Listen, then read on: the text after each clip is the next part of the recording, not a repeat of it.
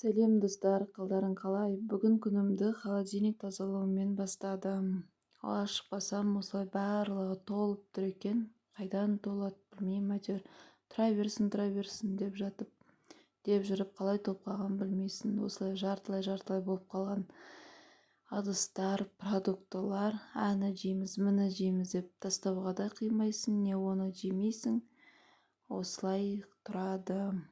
Бәрін шығарып, тазалап қарайған жерлерін коммутпен тазалап, жылы суыма фэри құйып, жуып алдым.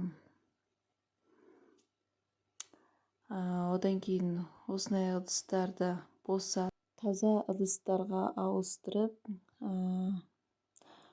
үлкен ыдыстарды кішкентай ыдыстарға ауыстырып алдым. Бүгін негізінде ауа райы бұлттанып, тұман болып тұр, оранып жататын ауа райы болып тұр. Бірақ олай жатуға болмайды. Масқара, мына картошкалар осылай салфанның түбінде қалыпты. Мен деген таза картошкаларды ашып тазалап жүрсем, оны кешкі тамаққа қосып жіберемін енді.